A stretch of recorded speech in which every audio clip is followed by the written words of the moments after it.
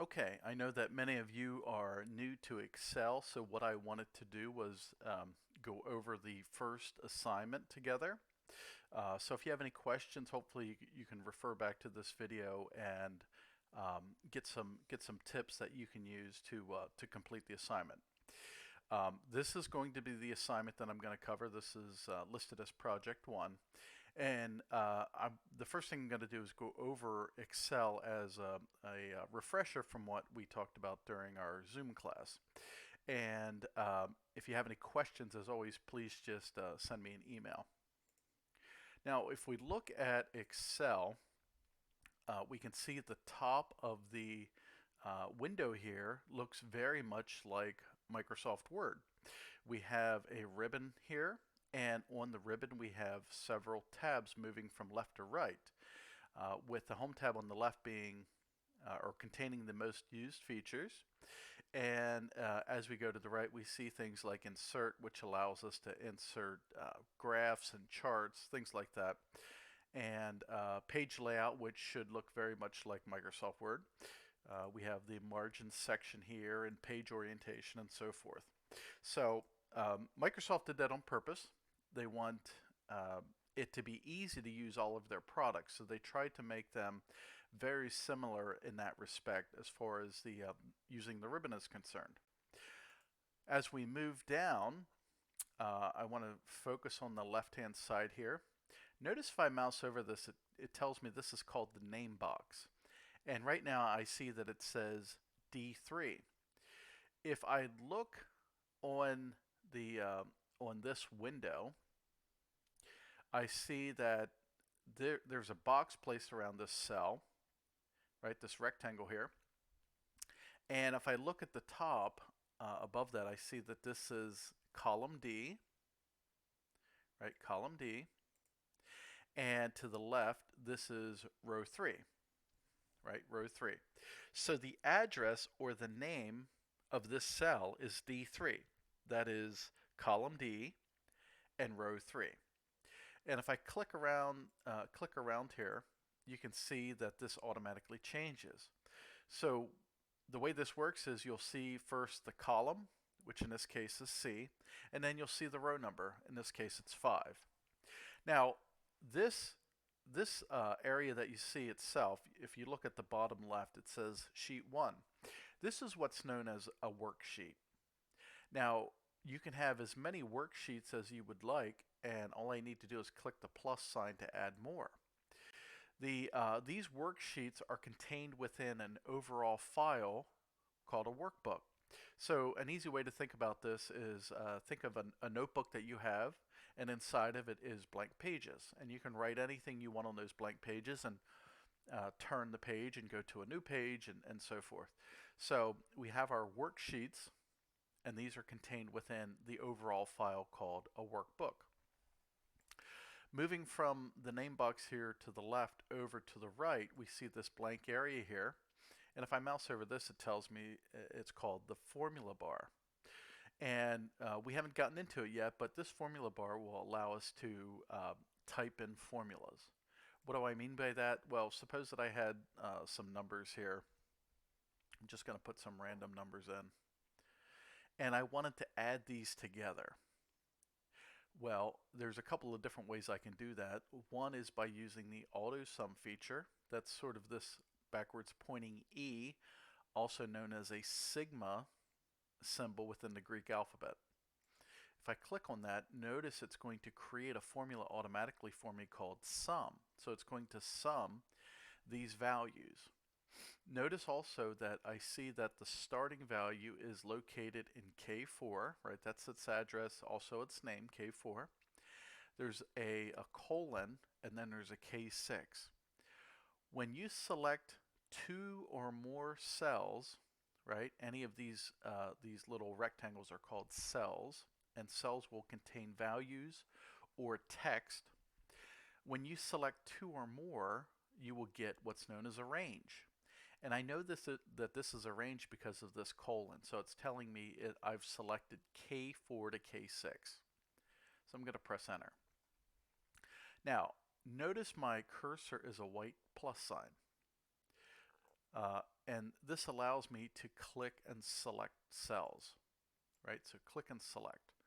I can do that as long as I have the white sign, the white plus sign as my cursor. Now this will be different than this symbol. So notice if I move my mouse to the edge of the selection, it is a four-headed arrow. This will have the same effect if I click and drag this as cutting and pasting, right? Cutting and pasting. So Microsoft just gave me a little error there because it realizes that I probably don't want to move these cells because I've already summed them. Now, if I hold the control key down and move my mouse over the edge, notice you'll see a little plus sign next to the arrow. This has the same effect as copying and pasting, right? Copying and pasting. You can still use the keyboard shortcuts, such as Control C and Control X, but you can also use your cursor now along with some keyboard shortcuts. So I'm going to undo this by using Control Z. Some of the other things you may see is the fill handle, and I'm going to demonstrate the fill handle to you. Suppose that I wanted to list all of the months of the year. Well, one way to do that would be to start with January and then type in February, right? I could do that for each one. But there's a built-in feature within Excel that will make this a lot less tedious and easier to do. And what this is by using something called the fill handle. And the fill handle has the ability to complete a series.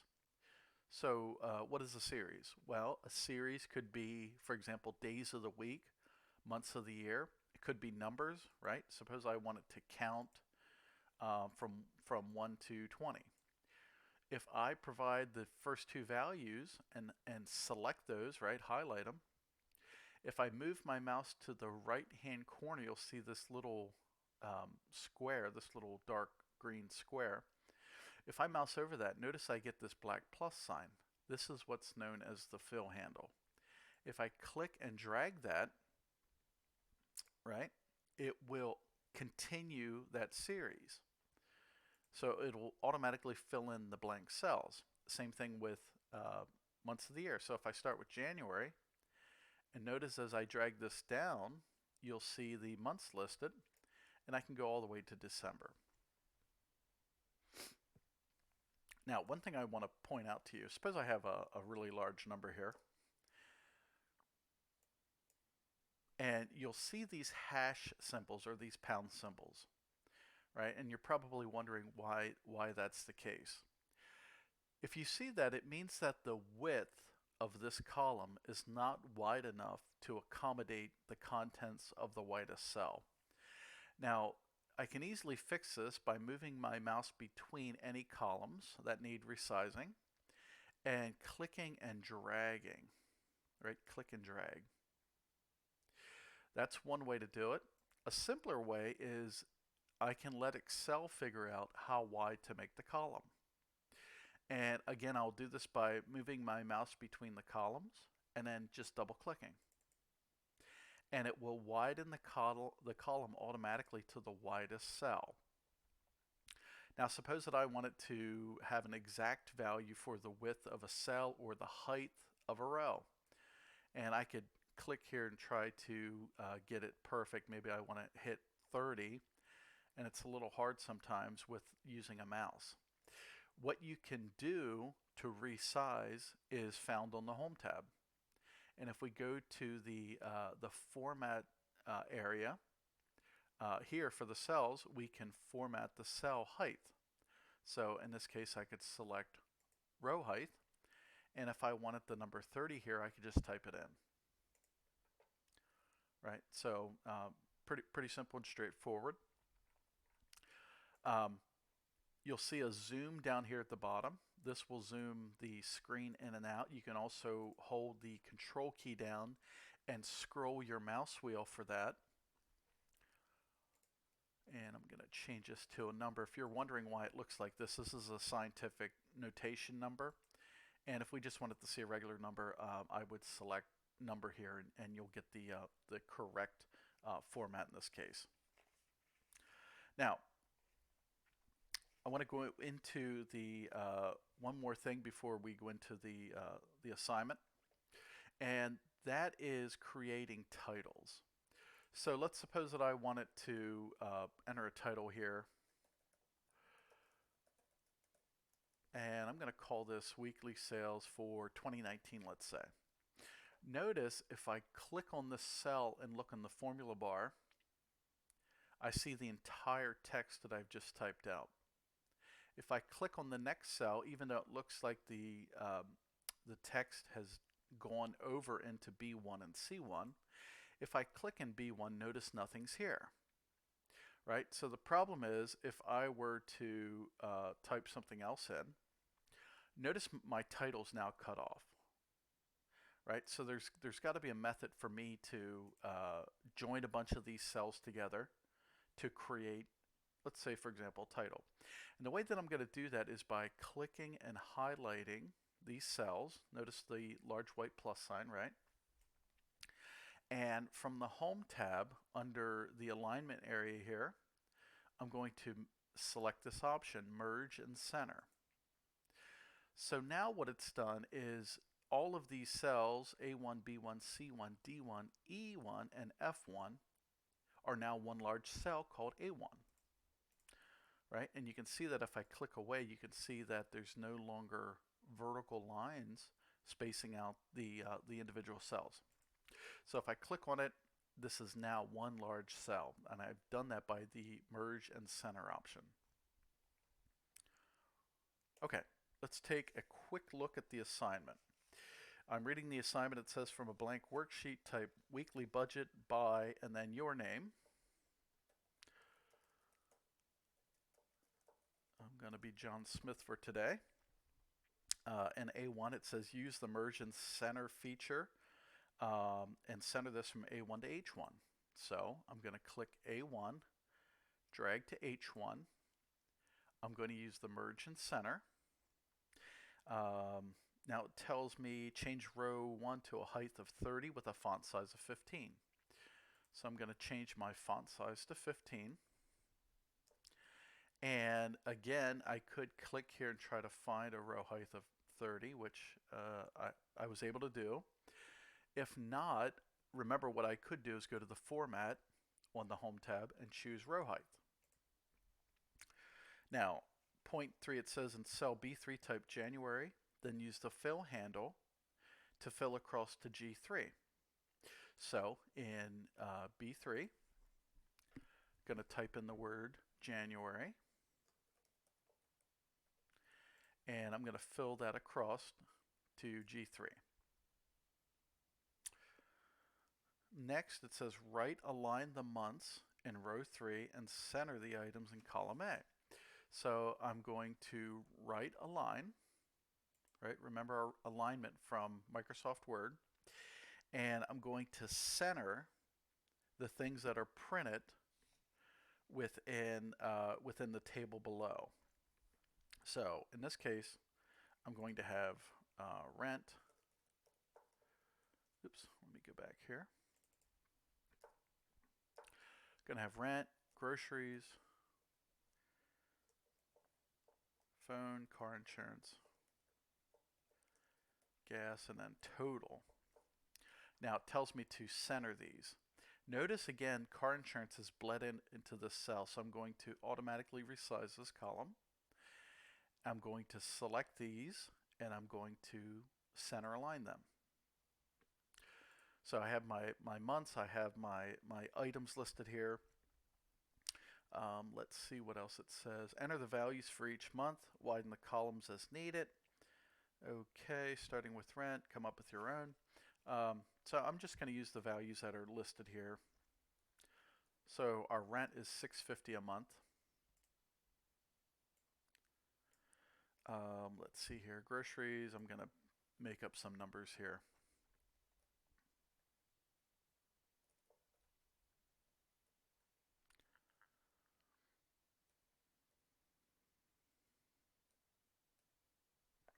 Okay, so we've entered some values for groceries. Phone, let's say our phone is a constant $50 a month. Again, I'm going to use the fill handle, move my mouse to the lower right hand corner until I get this black plus sign, and I'm going to click and drag. Car insurance, well, this is a constant value also, $125. Gas, let's just make up some numbers here.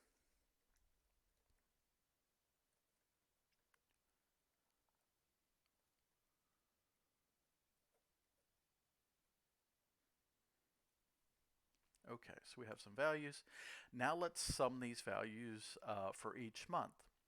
To do this, I'm going to click this blank cell below January and next to total because I want to total my expenses for the month of January. Remember, an easy way to do this is by using the auto sum button here on the home tab and pressing enter. Now, one thing about Excel is that I can not only use the autofill handle for values and things, I can also use it to copy formulas.